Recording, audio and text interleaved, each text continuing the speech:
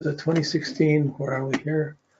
2015 is the square to Saturn. 2016, it's getting closer to this adjusting goals. So we're not seeing it so much in the Saturn. In 2016, he attended a meeting with Russian lawyer at Trump Tower, with Donald Trump's son and son-in-law were also present. So this is where some of the Russian influence affecting Putin and taking on someone that's really pro-Putin and working with pro-Putin people and fighting in Ukraine, which lost Crimea, which is a war, and he was instrumental in making that happen. He got picked up as Trump's campaign manager, and it successfully got him in. So on August 14th, the New York Times, citing Ukraine's anti-corruption bureau, reported the secret handwritten documents showed the 12.7 million payments made for Manafort from Yovanovitch party. Manafort's lawyer denied the payments. 3 days later, Manafort was effectively demoted when Trump named someone else, had Steve Bannon as campaign chief, and promoted Conway to campaign manager. Manafort resigned August 19th of 2016. So we're 2016, we're coming up to the square. It's not really showing anything there. And in the trend, we're not seeing it in the Pluto, Neptune, Uranus. So most likely those are big changes. One of his angles are probably tied up in this area and was being hit in this, and we're not seeing it. Okay, so, but there's a second bio I have. I just got these couple of bios because they just told the story.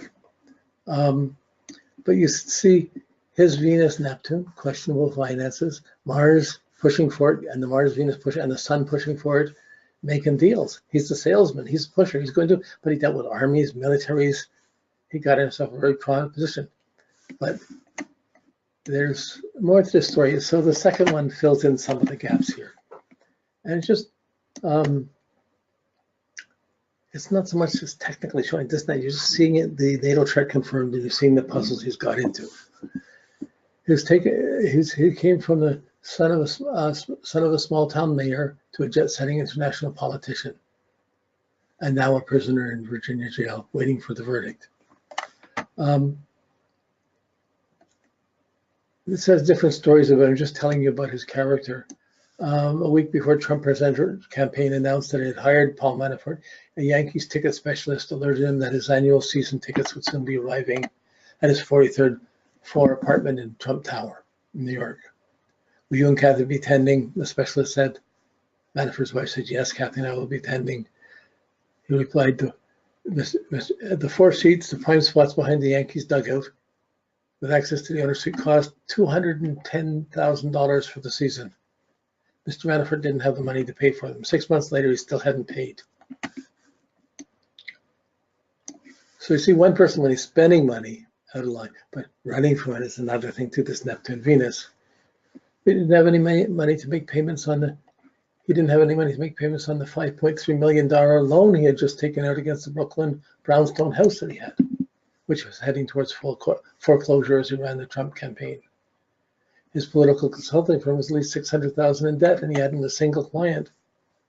After taking more than $60 million in 5 years from the Ukrainian oligarchs funding the country's pro-Russian president. So his company took in $60 million from Russia, from Ukrainian president, and his business is going bankrupt as things are going on. Something strange is going on here. The whole trajectory of his life, son of a blue-collar small-town mayor. Let's see, it's a tale of greed, deception, and ego. His trial, 18 charges of bank and tax fraud law has ripped away the elaborate facade of the man who, he once had a swimming pool put in one of his 8 homes, and he had the whole swimming pool moved 2 feet so it would get a better sunshine. So like he spent money without, he spent money Venus Neptune ways. He worked for Trump's, he offered to work for the campaign at no charge, so that because he didn't need it, his salary was triple, but he had the capacity of getting people in position and then expecting favors back from them and getting millions. The trial underscores the question of how someone such deep trouble could rise to the top of the Trump campaign, spreading a strain that touched the president's most innermost circle.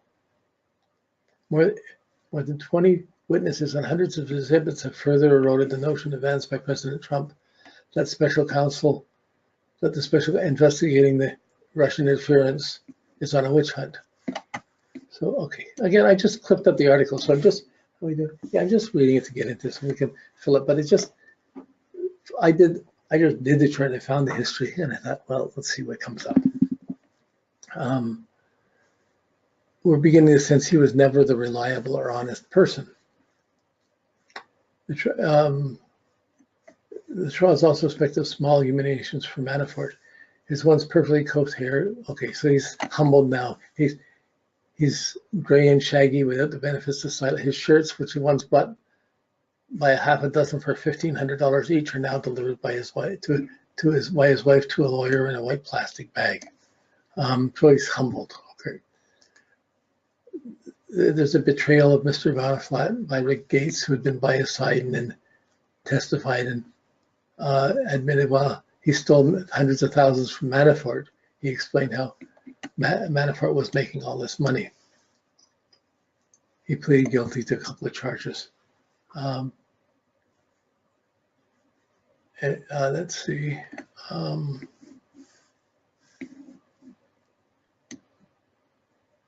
Okay, he had decided to come clean, and Manafort decided otherwise. So his associates predicted his greed would be his downfall. He was blessed with extraordinary political instincts. That's the Jupiter in Capricorn. His George Law School degree. He built political consultancy into a power center in the Reagan-era Washington. The name Black Manafort and Stone became synonymous with string pulling, insider access, and electoral success. Along the way, he became a mercenary, willing to serve brutal dictators and corrupt industrialists as long as they paid handsomely. Rita Levinson, an international lobbyist, worked for Manafort from 85 to 95, saying she accepted his explanation. He served strongmen to push them closer to Western democratic ideals. But as it went on, she realized it was just about money. His moon in Taurus. The Russia-aligned oligarchs backing Yanukovych, the Ukrainian president, whose rise to power Mr. Manafort helped manage, provided very big money for at least 5 years. But when the popular uprising forced him from power, that got cut off. Mr. Manafort resorted to bank fraud rather than give up his lifestyle. Paul never believed that the rules applied to him, who describes himself as brilliant. They were for others who couldn't outsmart the system. That's what he thought. So for others who couldn't, so he figured he could get away with everything. He was the spoiled kid that can get away with everything. All that Aries, the Taurus moon, the Neptune opposite, he could get away with it. Probably wasn't disciplined that much.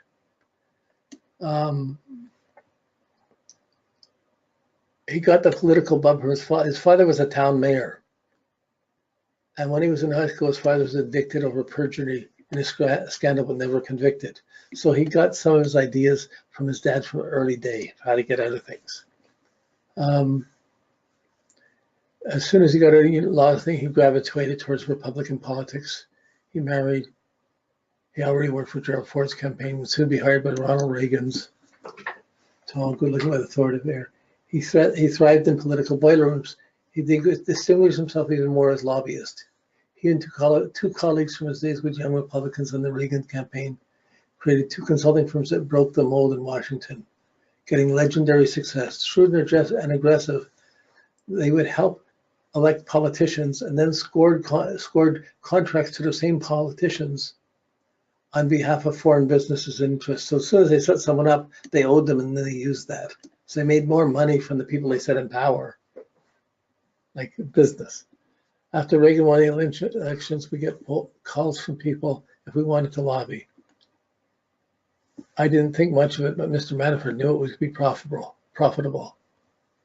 He began to indulge in expensive tastes.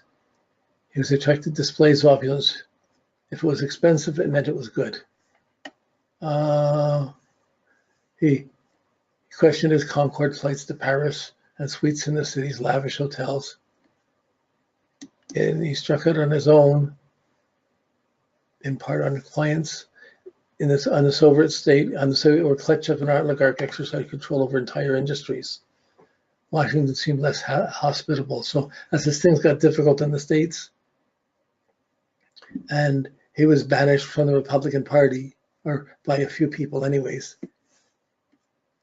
And in 2016, seeking a position on Trump's anti-establishment campaign, he cast his distance from the Republican elite as a positive. He forged bonds with two oligarchs. One was Oleg Deripaska. It was close to Vladimir Putin, and the other was, they testified that Deripaska sent Mr. Manafort $10 million in 2010, saying she saw no evidence it was ever repaid. Later, he tried to sue him, but he took the $10 million. Where it went, who knows? The other oligarch, Akimov, was, with the estimated assets of more than $12 billion, was the richest man in Ukraine. At his urging, Mr. Manafort tried to engineer a comeback from Yakunovich, former coal trucking driver convicted of assault, who lost a bid for presidency. In the words of federal prosecutors, the Russian oligarchs were the golden goose for Manafort, and showed he had ties to Russian intelligence. And Mr. Manafort said, "Thank you for your unexpected generosity," because they were sending him millions. The prosecutors alleged between 2010 and 2012 he was paid more than $60 million from Ukrainian patrons, and hid much of that income in super bank accounts in the names of 15 or more shell companies. He avoided paying taxes on at least 16 million of it. They alleged the remainder, they might be considered non-taxable business expenses, construed broadly enough to include $45,000 for cosmetic dentistry. He used tax-free dollars to support a lifestyle staggering extravagance. In 2012, he bought 3 homes. Mr. Gates told him to conceal his true income. His accountants disguising $7 million as non-taxable. So he finagled things. Okay, let's see. So he, not only was he ripping off people, the people with him were ripping him off. So this Neptune scheme of unreliable people attracting unreliable people were pervading him.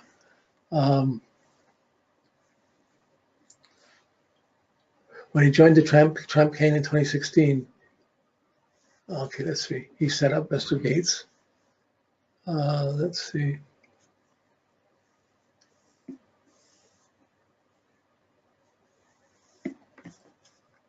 Okay. The prosecutors in Ukraine were investigating the payments to Manafort. But they considered him only the witness. Let's see. His family confronted him over an affair he was having with a much younger woman, so whose rent and credit card bill they believe he was paying. According to expression, hacked by one of his daughters. He entered a clinic to try and put his life back together. So he has the guilt, he had the affairs, he's running around his family, he's living a high style, he buys all these different houses, different people in them. Who knows? We don't know. He's a mystery man. He falsely reported $1.5 million as income as a loan to his lower tax bill. Then he claimed he'd been forgiven the loan to inflate his income. His deceptions grew increasingly convoluted in 2016, but the Trump campaign appears to be oblivious to that. Nearly everyone else hired by the campaign, he was the only one not vetted.